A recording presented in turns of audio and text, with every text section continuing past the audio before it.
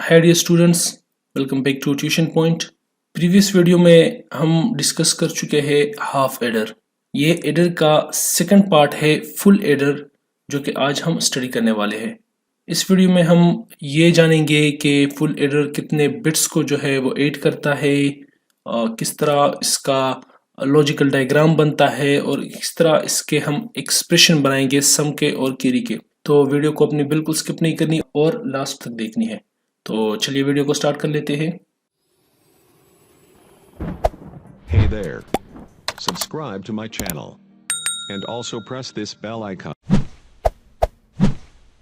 हमने previous video में भी कहा था कि एडर को दो हिस्सों में डिवाइड किया गया है। एक है हाफ एडर, दूसरा है फुल एडर। हाफ एडर जो है वो एडर का बिल्कुल बेसिक है, जो सिर्फ 2 बिट्स को ऐड करता है, जबकि फुल एडर फिर हाफ एडर से थोड़ा एडवांस है और ये 3 बिट को ऐड करता है।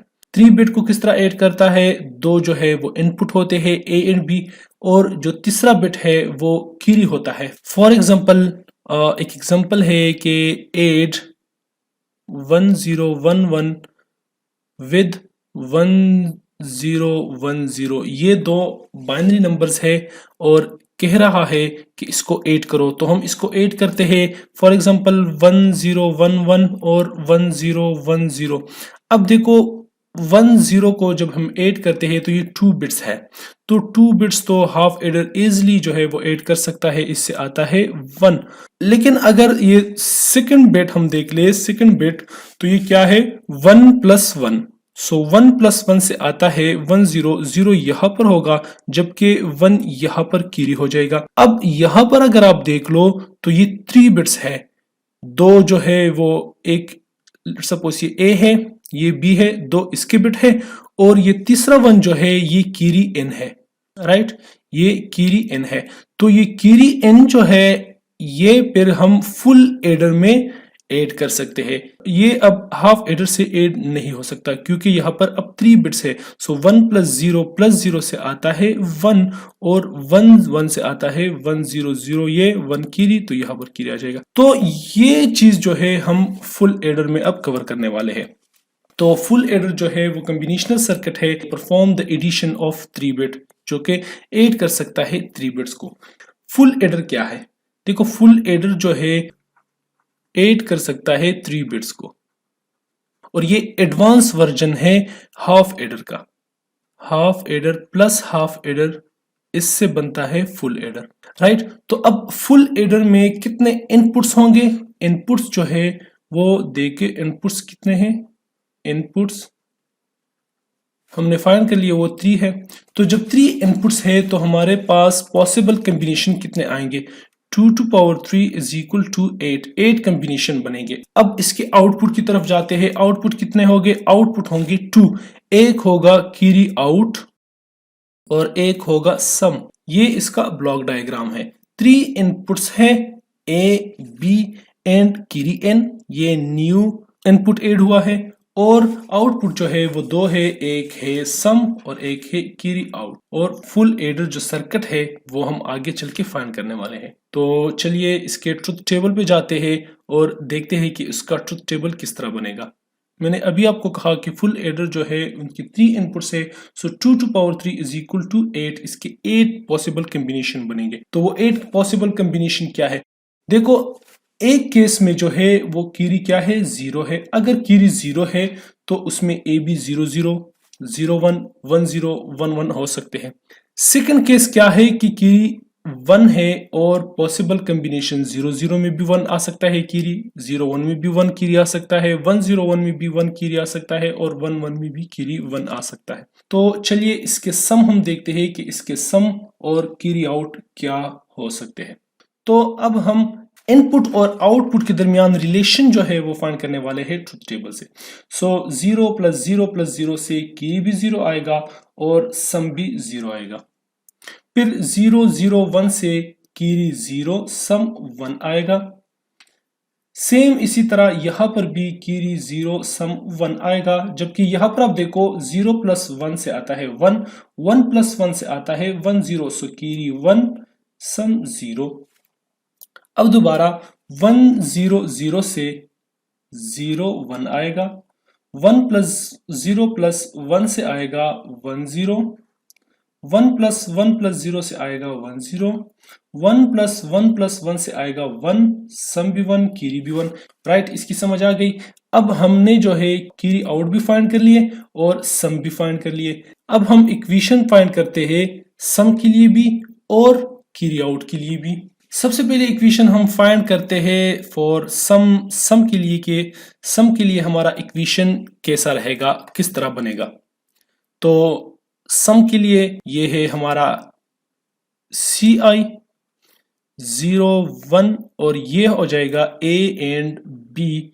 सो ये आ जाएगा 0 0 0 1 1 1 एंड 1 0। अब हम देखेंगे कि सम कहाँ पर 1 है। तो चलिए देखते हैं, ये वाला यहाँ पर भी सम 1 है, यहाँ पर भी सम 1 है, यहाँ पर भी सम 1 है, यहाँ पर भी सम 1 है।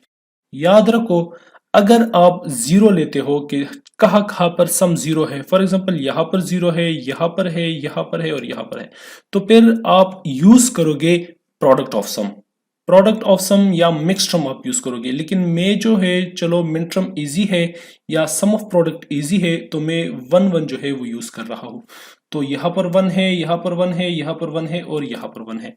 तो कहाँ कहाँ पर 1 है, पहले है 0 0 1 में, सो 0 0 1 में 1 मैंने लिख दिया। दूसरा कहाँ पर है 0 1 0 में, सो 0 और 1 0 यहाँ पर 1 है। तीसरा जो है वो है 1 0 0 में, सो 1 ये रहा और 0 0 ये रहा, सो यहाँ पर 1। लास्ट वन जो है वो 1 1 में है, सो एक 1 ये और 2 1 यहाँ पर है, सो यहाँ पर मैं 1 लिखता हूँ। सबसे पहले आपने दो फार्मूलेज वो आपने जो है बिल्कुल याद करने हैं कि इसमें ये दो फार्मूले लगेंगे। फार्मूला नंबर 1 जो है वो यहाँ पर लगेगा, x XOR y is equal to x complement y plus x y complement। अगर इस तरह कुछ गिवन है तो वो x XOR y जो है वो हम लिखेंगे। दूसरा फार्मूला है, अगर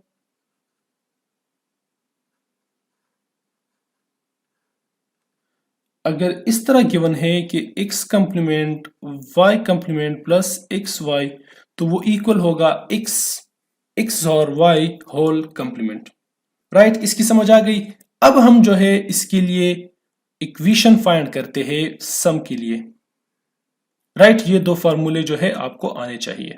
सो सम जो है किस चीज के बराबर है, सम बराबर है, सबसे पहले इसको देखते हैं, इस वाले को, ये किस चीज के बराबर है, ए complement B complement C I plus, फिर इसको देखते हैं, ये है ए कंप्लीमेंट बी और सी आई कंप्लीमेंट प्लस, इसको देखते हैं, ये है ए बी सी आई, क्योंकि इसमें कोई जो है वो कंप्लीमेंट नहीं है, जीरो वाली कोई वैल्यू नहीं है।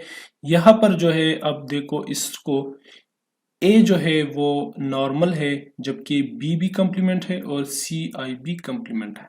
राइट, अब हम क्या करते हैं कि इसमें ए कंप्लीमेंट जो है वो कॉमन करते हैं। सो ए कंप्लीमेंट मैंने कॉमन कर दिया, यहाँ पर क्या आया मेरे पास, B complement C I plus B C I complement plus, यहाँ पर मैं ए कॉमन लेता हूँ, सो क्या आया, B C I plus B complement C I complement. Right, ये जो है ये सी आई है। राइट, तो ये चीज आ गया। अब इस फॉर्मूले को देखो, ये पहला क्या है, x complement y plus x y complement. तो मैं इसको किस तरह लिख सकता हूं, ए कंप्लीमेंट, इसको मैं इस तरह लिख सकता हूं कि बी एक्स और सी आई प्लस ए। इसको अगर मैं सेकेंड फार्मूले के थ्रू देख लूं तो इसको मैं इस तरह लिख सकता हूं कि बी एक्स और सी आई होल कंप्लीमेंट। अगर मैं b प्लस सी आई को एज्यूम करो कि बी एक्स और सी आई जो है वो बराबर है आर के, तो मैं इसको इस तरह लिख सकता हूं कि A complement R plus A R complement. लिख सकता हूं। देखो अब यहाँ पर सिंपल है तो मैंने नॉर्मल लिख दिया, यहाँ पर कंप्लीमेंट है तो लिख रहा हूं आर कंप्लीमेंट। अब देखो यहाँ पर ए कंप्लीमेंट आर है, यहाँ पर ए आर कंप्लीमेंट है, तो ये बन जाएगा ए एक्स आर। और आर को अगर मैं दोबारा अपनी वैल्यू में पुट कर लूं तो क्या बन जाएगा, ए एक्स और फिर आर की वैल्यू पुट करता हूं, सो बी एक्स और सी आई। तो ये हमारा फाइनल इक्वेशन आ गया, राइट, ए एक्स और बी एक्स और सी आई। राइट, अब हम देखते हैं कीरी के लिए कि कीरी के लिए हमारा एक्सप्रेशन जो है वो क्या बनेगा। सो कीरी आउट के लिए भी हम ट्रुथ टेबल पे जाते हैं। ट्रुथ टेबल में कीरी को देखते हैं कि वो कहाँ कहाँ पर 1 है, और फिर उसके पॉइंट ऑफ व्यू से हम इसके लिए ट्रुथ टेबल बनाएंगे। इन इनपुट्स पे जो है वो कीरी हमारे पास 1 आया है। तो यहाँ पर देखते हैं के मैप में, तो के मैप में ये जो है ये सी आई है, यहाँ पर ए बी 0 0 0 1 1 1 और 1 0, और यहाँ पर आएगा 0 1। तो चलिए पुट करते हैं। पहले में कहाँ पर है 0 1 1 में, तो 0 1 1 हमारे पास यहाँ पर 1 आएगा। अब हम कीरी के लिए देख रहे हैं, राइट, यहाँ पर कीरी 1 है, यहाँ पर 1 है, यहाँ पर 1 है और यहाँ पर 1 है। सम के लिए अब हम नहीं देखने वाले, सम को हमने छोड़ दिया है, उसके लिए हमने लॉजिकल एक्सप्रेशन बना लिया है। अब सी आउट की बारी है। सो दूसरा क्या है 1 0 1, सो ये 1 और ये 0 1 यहाँ पर आएगा। तीसरा जो है 1 1 0, सो 1 1 0 यहाँ पर आएगा, और लास्ट वन जो है वो 1 1 1 में, तो 1 1 1 यहाँ पर आ जाएगा। अब अगर आप देख लो तो यहाँ पर 3 ग्रुप्स बनते हैं। यहाँ पर आपने बहुत सोच समझकर जो है इसको करना है। यहाँ पर 3 ग्रुप्स बनते हैं, तो 3 ग्रुप्स एक स्टेप में हमारे पास एक्सप्रेशन आता है। एक स्टेप में किस तरह आता है, अगर मैं कर लूँ कि सी ओ जो है वो बराबर है, अब देखो यहाँ पर क्या चीज चेंज हो रही है, ए को अगर आप देख लो तो यहाँ पर 0 है, यहाँ पर 1 है, तो ये चेंज हो रहा है, तो हम क्या लिखेंगे बी सी एन, क्योंकि ये चेंज नहीं हो रहा।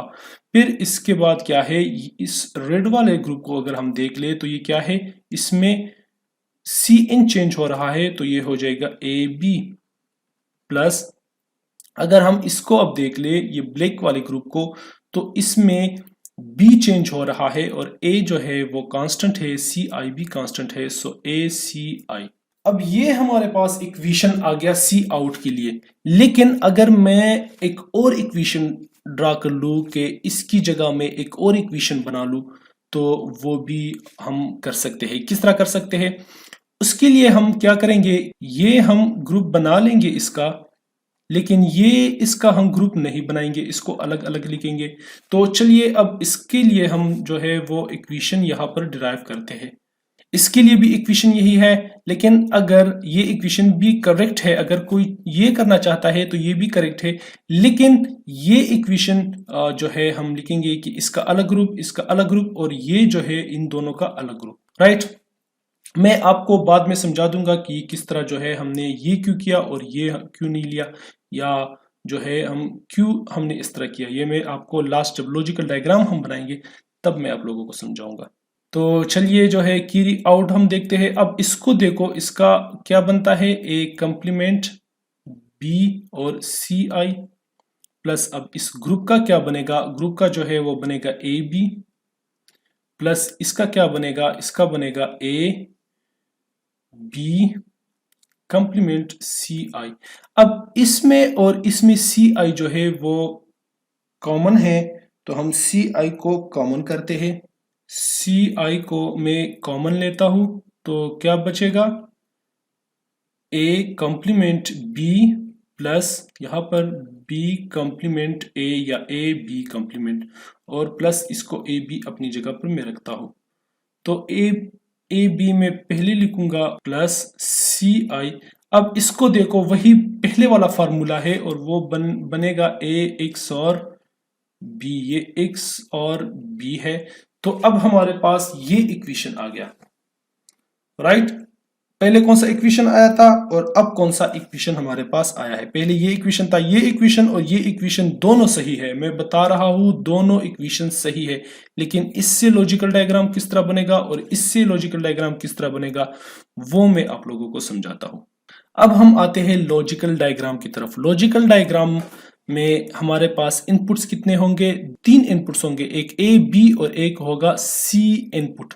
तो सम के लिए हमारे पास इक्वेशन आया था A XOR B XOR C in, और सी आउट के लिए हमारे पास इक्वेशन आया था अभी जो हमने फाइंड किया A B plus C input, और वो जो है फिर एंड हो रहा है ए XOR बी के साथ। तो ये हमारा सी आउट के लिए एक्सप्रेशन आया।